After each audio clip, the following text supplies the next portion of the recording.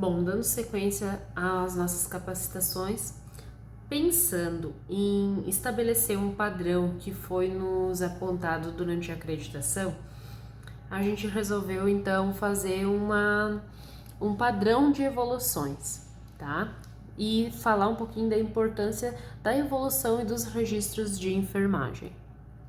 Então, o que é a evolução? O que é o registro que são feitos pela equipe de enfermagem, tá? Os registros efetuados pela equipe de enfermagem, tanto pelo enfermeiro como técnico ou pelo auxiliar, têm a finalidade de fornecer informação sobre a assistência prestada ao paciente, assegurar a comunicação entre os membros da equipe de saúde e garantir a continuidade das informações, condição indispensável para a compreensão do paciente de modo global, tá? Pensando no bem pensando no bem biopsico desse paciente.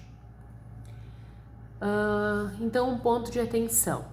O registro e as anotações de enfermagem refletem a assistência prestada, fazem parte do prontuário do paciente e o prontuário do paciente vem ser um documento legal, tá? Porque o familiar ou paciente que ganha alta e ele tem direito a uma cópia do prontuário, tá?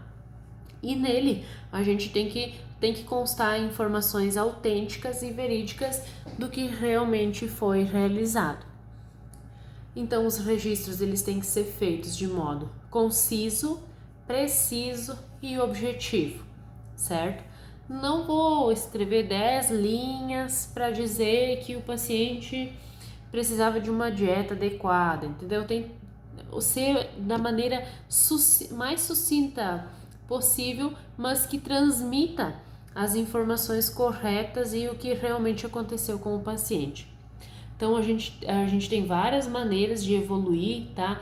Vários jeitos, tem o modelo SOC, tem o modelo SOAP.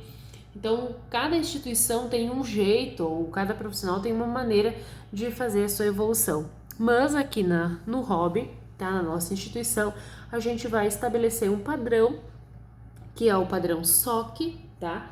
E aí vai todo mundo evoluir da mesma maneira. Ah, Jéssica, mas por que isso? É porque tu quer? Porque tu quer que seja assim? Não, gente, não sou eu que quero, não é a Tayla quem quer, não é nenhuma da gente que quer, tá? Isso foi uma dos apontamentos realizados durante a acreditação, tá? Então, seguindo isso, o que seria o SOC, tá? O SOC é o S, quer dizer subjetivo, tá? O que é o subjetivo? É o que o paciente, é o que o familiar está me relatando, tá? Então, o paciente refere que, abre aspas, estou com dor de cabeça, estou com dor nas costas, né? Então, vai realmente relatar o que o paciente te passou, ou o que o familiar relata se caso o paciente não se comunica, tá? O objetivo é tudo que eu vejo, é o estado físico do paciente, são os seus sinais vitais, é o score de Mills que eu classifiquei o paciente, tá? E na conduta, que é tudo que foi feito, quais as orientações que eu dei, o que a gente orientou para esse paciente. Então, um exemplo, tá? Paciente Maria, internada na unidade com um diagnóstico de pneumonia há 3 dias, com sequela de AVC isquêmico há 2 anos.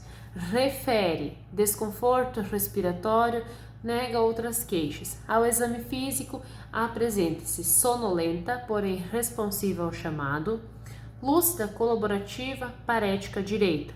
É acamada, emagrecida, apresenta boas condições de higiene. Face descorada, mucosa ressecada, fossas nasais pérvias, boa acuidade visual e auditiva.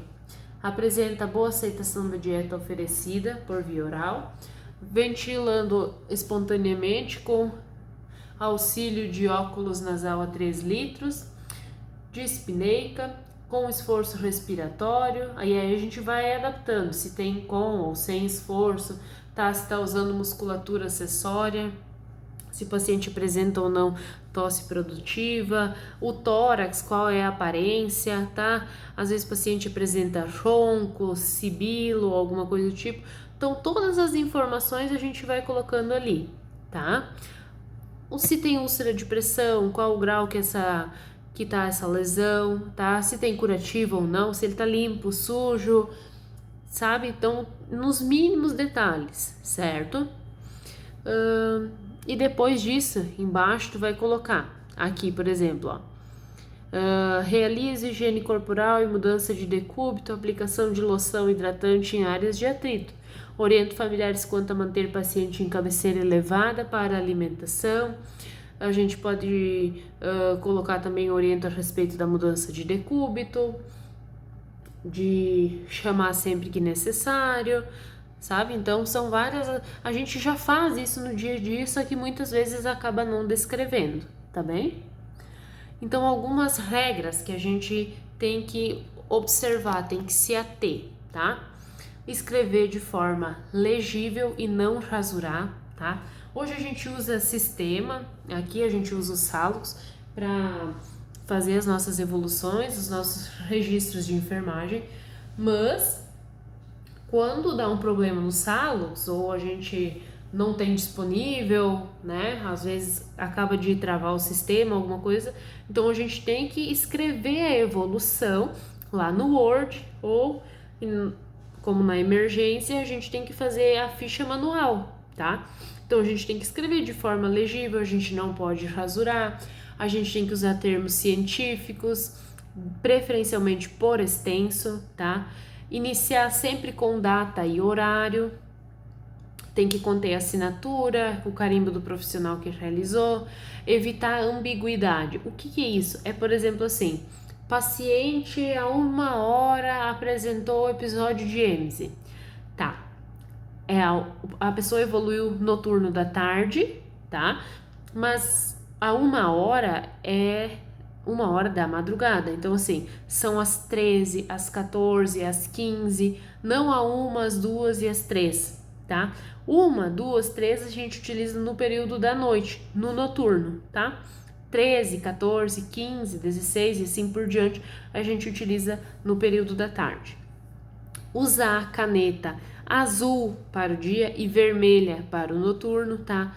Não pode ser caneta roxa, não pode ser caneta azul com brilho, não pode ser canetinha rosa, não, tá? A gente usa as canetinhas laranja, azul, que são as canetinhas de desenho mesmo, para o identificador dos pacientes. Mas para evolução, para prontuário, assinatura de documentos, que mais? Para checar a prescrição médica, a gente tem que usar azul para o dia e vermelha para o noturno, tá? A DNV, que é a declaração de nascido vivo, tem que ser preenchida de caneta azul ou preta. São documentos, gente. Pensem vocês como vocês vão ir num cartório, vão assinar um documento com uma caneta de brilho, por exemplo. Não pode, sabe? É uma coisa legal, é um documento, a gente tem que seguir alguns padrões, tá? Fazer as anotações e a evolução logo após cada ação. Por exemplo, assim, teve uma intercorrência no setor, o paciente teve uma parada ou alguma coisa do tipo. Nesse momento, eu não vou ter como evoluir, então eu vou evoluir depois, mas eu vou colocar em tempo, em tal hora, às 14 horas e 15 minutos, paciente fulano de tal apresentou o PCR, né? Então, dali em diante, a gente vai dar continuidade, certo? Não deixar espaço em branco, principalmente entre linhas, tá? Porque pode, principalmente se for escrita manualmente, a evolução, porque pode, por exemplo, assim, alguém vir ali e colocar alguma informação no meio, tá? É a mesma coisa que como se eu fosse preencher um cheque, tá? E colocasse só o valor lá em cima e não escrevesse por extenso, ou deixasse uma linha em branco no cheque. Então, é uma coisa que a gente não pode, certo? É isso aí, pessoal. Se tem alguma dúvida, eu vou deixar um documento nas áreas de trabalho, tá? Com evoluções no modelo SOC. Então, por gentileza, utilizem essas evoluções, tá? Utilizem termos técnicos. Se a gente não sabe, a gente pesquisa, vai atrás, tá? e eu só posso colocar nas palavras do paciente aquilo que ele está me relatando. Então, na parte onde diz na evolução, o paciente refere que, né, e refere a situação que aconteceu, a gente coloca com as palavras do paciente, certo? Mas isso principalmente na triagem também. O paciente refere cefaleia. Não, o paciente não vai vir te dizendo que refere cefaleia, ele te refere que tem dor de cabeça, então a gente tem a obrigatoriedade de escrever conforme o paciente está nos relatando, tá? E aí depois embaixo a gente coloca a nossa percepção, certo? Muito obrigada e fico à disposição.